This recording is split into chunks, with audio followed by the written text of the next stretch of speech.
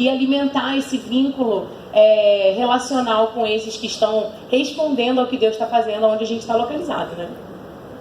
Tem um comentário aqui, é importante lembrar que o contexto da época de Paulo era diferente de hoje, pelo meu comentário, né? Existe todo o processo burocrático que somente uma agência tem competência de viabilizar com a sua logística. Né? Um comentário aqui do Fábio. Então, de fato, assim, a agência tem o seu papel, é que hoje a gente tem igrejas com grandes estruturas que conseguem dar conta de fazer tudo, né? Então, realmente isso mudou um pouco. Mas, Jó, eu acho que avançamos bem aqui. Mais um outro comentário, só para... Não, eu ia ler, mas acabou minha bateria. Mas ele falava um pouco sobre, também colocando peso no fato de que as igrejas não têm, na perspectiva dele, não têm dado conta nem do seu entorno, né? Da questão do trabalho evangelístico, nem do seu entorno, quanto mais pensando nos não alcançados. Deixa eu fazer uma pergunta aqui rápida. Quando a gente fala em não alcançados, será que a gente está pensando na mesma coisa? Você consegue, eu vou pedir para levantar a mão, se você consegue formular em uma frase curta, ou definir em uma frase curta o que são povos não alcançados. Levanta a mão se alguém te perguntar e falar assim, como assim, o que são os povos não alcançados? E você consegue responder isso objetivamente? Levante sua mão. Quem consegue responder isso objetivamente? Muito bom, gente, ótimo. Muito bom. Significa que nós precisamos falar um pouco sobre isso.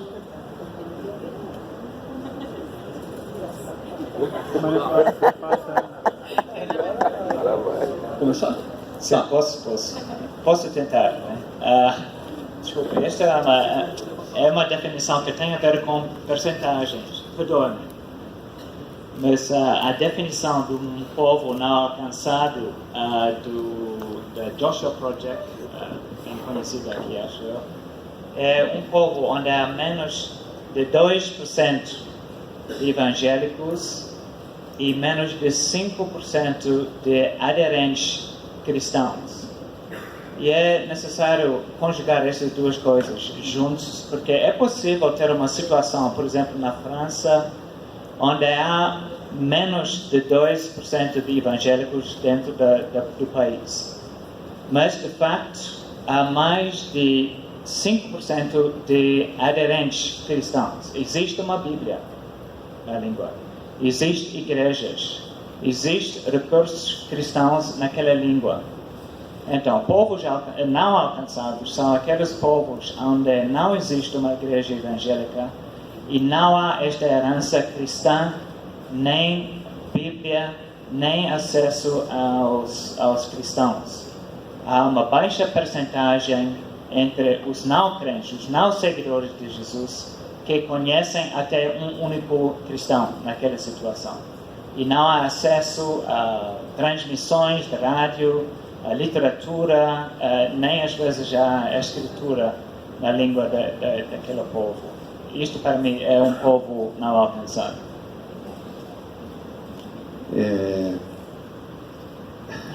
Minha definição, em vez de 2%, são 3%. Faz uma grande diferença. Impressionante. Mas eu adicionaria que pode até haver uma igreja no local, na sua definição mais básica, no sentido que existe um grupo de cristãos se reunindo, mas por ser um grupo pequeno, 2%, 3%, não é forte o suficiente para se manter, para crescer, para fazer evangelismo, etc. Então ainda precisa do apoio externo para poder ser uma igreja forte e poder fazer o trabalho ali mesmo. Daí existe agora uma terminologia que estão usando, que são os povos não engajados, que são aqueles povos, alguns têm mais de 1 milhão de pessoas, que não tem uma equipe trabalhando, não tem uma página da Bíblia traduzida, não tem um cristão no meio daquelas pessoas. Então, hoje se está fazendo essa diferença entre povos não alcançados e povos não engajados. Os dois necessitam muito de receber o Evangelho. E eles podem estar no fim do mundo, como podem estar aqui no Brasil. Então, a questão geográfica já não é um fator necessariamente para se definir povos não alcançados.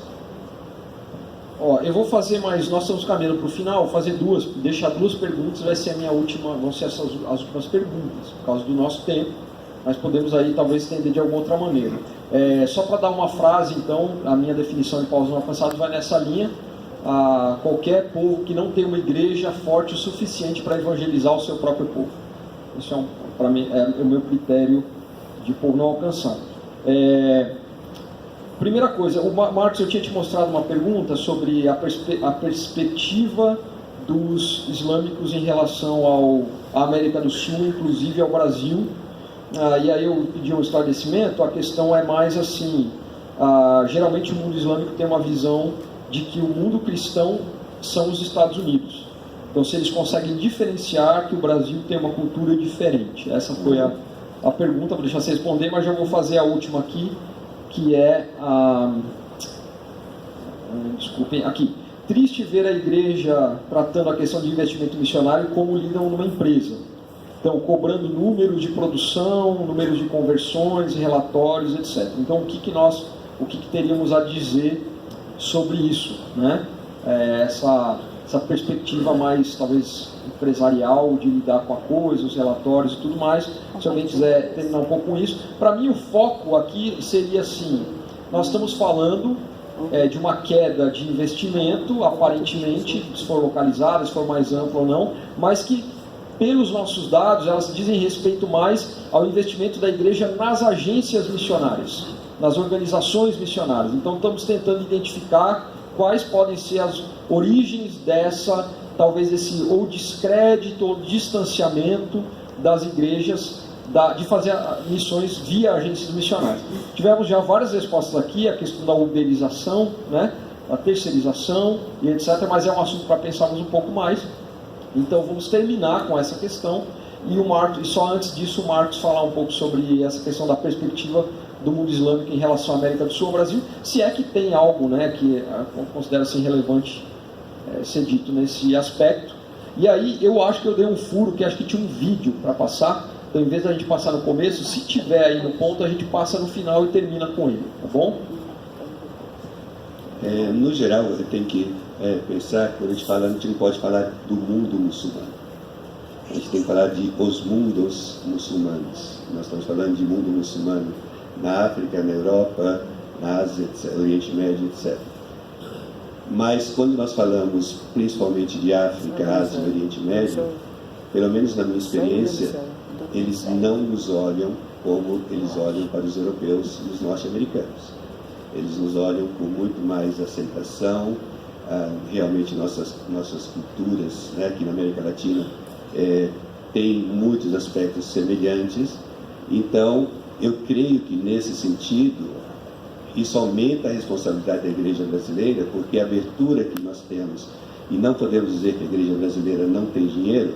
A igreja brasileira pode não ter visão, dinheiro tem, porque se acabaram de construir um templo de 300 milhões de dólares, e eu não vou dar mais detalhes sobre isso, é porque não há falta de dinheiro, né? O dinheiro está sendo investido em outras coisas. Mas eles vão sim nos olhar como cristãos.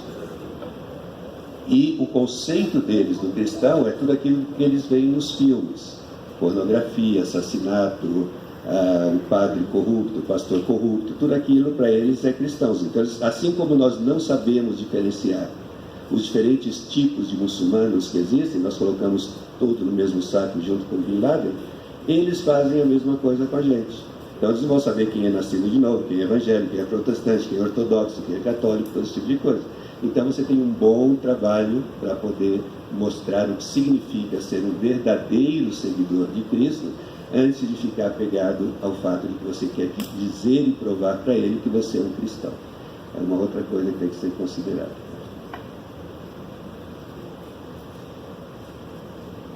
Em termos de...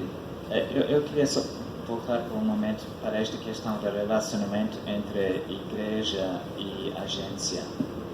E quero dizer que, de facto, um erro seria pensar que as agências não fazem um bom trabalho, não são necessários, vamos fazer o trabalho sozinho. De facto, isto foi o erro das agências no passado. Eles queriam fazer o trabalho sozinho. Mas o que eu queria ver é uma...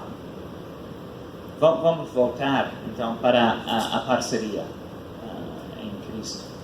trabalhando juntos, lado a lado, igrejas ao lado das igrejas, agências com agências e agências com igrejas também, com transparência, com humildade, porque a tarefa à nossa frente é tão grande que nós não podemos fazer esta tarefa sozinhos. E, de facto, é um mandamento trabalhar juntos neste sentido.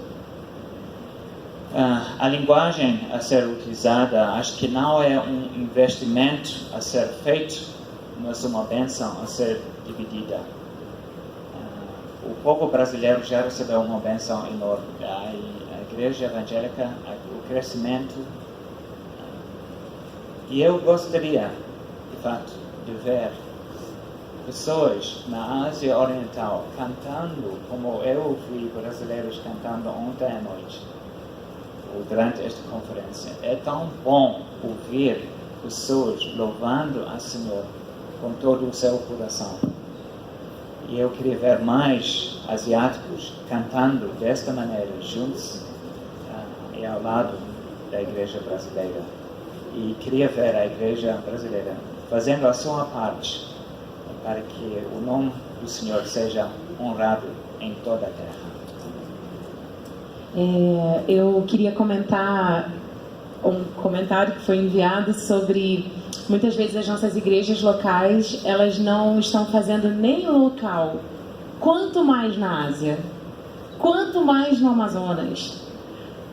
Deus não sempre atua nesse padrão de começar onde você está e vai para lá, e vai para lá, e vai para lá.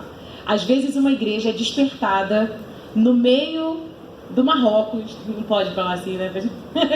Ou no meio da Amazônia. Esse cara entende o que é um coração missionário no meio da floresta e fala assim, o que é que eu tenho feito da minha vida? Aí sabe o que acontece? Ele volta para sua igreja. Aí ele fala assim, olha, tem pobre aqui também. Olha, tem gente com fome aqui também. Olha, tem criança com piolho também. Olha, tem gente que não sabe... Você está entendendo? Vocês estão entendendo? E a gente precisa expor a nossa igreja que eu amo tanto, a essas aventuras que Deus tem feito ao nosso redor. Pastor Sérgio fez um sermão pra gente na terça-feira que nos provoca a isso, a pegar esses membros de igreja que estão olhando cor de cortina e falar assim, vai lá dar um rolê com a Sara lá em Manaus pra você ver como é que é a vida, sabe? Eu recebo, tá? É só me ligar. Fala, Sara, eu tô mandando os pessoal, manda aqueles bem ruins, sabe aquele mesmo bem ruim? Pode mandar. Aí a gente bota ele no barco, dá um açaí pra ele, fica tudo ótimo. Mas a gente precisa entender que às vezes o cara realmente não vai responder a creche, ao lar batista que está do lado da sua igreja. Mas ele vai responder à medida que ele enxerga coisas caricaturescas. Aí ele vai ver o detalhe da pintura que Deus está fazendo ao redor da sua igreja. E a minha última fala é que meu desejo é que você leve informação para sua igreja. O seu olho, a gente fica brincando, o olho não vê o coração não... Ixi, o olho não vê o que o coração não sente. O olho... Vocês sabem. Então, exponham... Eu sou muito ruim com esses ditados, me perdoe. Exponham os seus amigos as realidades que estão acontecendo ao redor do mundo. As estatísticas, a informação sem ação... Olha para mim rapidinho. A informação sem ação, ela só é estatística. A gente vai voltar aqui em 2019 e eu vou dizer para você que 79% da Amazônia continua inalcançada. Agora, a informação com ação, ela gera transformação de realidade. E vocês são parte dessa resposta. O campo missionário está pronto para vocês. E eu estou dizendo assim, pronto, é uma questão de mandar um e-mail, falar, Steve, como é que a gente vai lá para a Ásia? Sara, como é que a gente chega na Amazônia? Vocês imaginam, e eu vou terminar com isso, porque vocês imaginam como seria para uma igreja ribeirinha caminhar com a sua igreja? A igreja que está lá no Alto Solimões, há 7 dias de viagem, saber que tem uma igreja em São Paulo, que tem uma igreja na Bahia, que tem uma igreja no Rio de Janeiro, que está lá em terça. O cara nem... Você pode até esquecer de orar, que ele vai falar assim, não, mas eu sei que eles estão orando, porque né, a gente faz isso. Mas isso é tão importante, então se engajem nesse movimento, não deixem, vocês são, parece clichê, mas nós somos a resposta para muitos desses desafios que foram compartilhados hoje. Então busquem informações, exponham às suas igrejas as informações, porque Deus tem muito a fazer através do que o nosso coração responder, tá bom?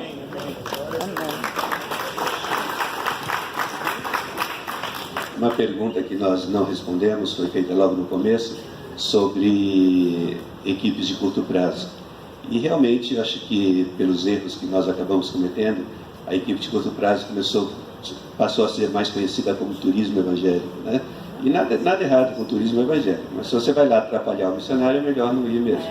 Mas existe, eu creio que existe sim um lugar, se ela for bem trabalhada, bem planejada. Ano passado nós levamos 20 e tantas pessoas de uma igreja de 300 membros para 2 viagens separadas para o Oriente Médio. E uma equipe foi com médicos, que foi atender refugiados sírios, e outra equipe foi líderes da igreja, que foi tentar entender a realidade do que significa fazer missões do Oriente Médio. O impacto foi tão grande na vida dessas pessoas, que não é só o que a gente vai impactar os que estão lá, mas o impacto que nós recebemos, que nós estamos colhendo frutos ainda dentro da igreja como resultado dessa viagem. Várias iniciativas próprias dos próprios membros que estão tomando iniciativa para se envolverem com refugiados, com árabes no Brasil, ou mesmo indo até lá, diferentes coisas. Então, tem o seu lugar, se for bem planejada, e se não for lá para atrapalhar o missionário, porque muitas vezes é isso que acontece. Irmãos, nós estamos terminando, vamos terminar com o vídeo. Tem uma pergunta aqui sobre os povos não alcançados no Brasil, vou responder pelo WhatsApp para a pessoa. E só terminar, eu acredito nas viagens missionárias, desde que gerem engajamento. Também, se você quer fazer uma viagem missionária para a Amazônia, eu não sou concorrente da Sara, a gente é colega, mas você pode falar comigo. Eu tenho organizado viagens com barcos grandes, com grupos de 30 pessoas, de igrejas, não só pela viagem, mas a gente tem um programa que gera engajamento da igreja. Então você pode falar comigo, e também lá em Roraima com os venezuelanos, tem alguns falando de enviar voluntários, etc. A gente também tem interesse nisso, tá bom? Então vocês podem falar comigo também. Vamos passar o vídeo, fique à vontade para abordar aí pelos corredores e a gente conversar um pouco mais. Deus abençoe, muito obrigado, viu?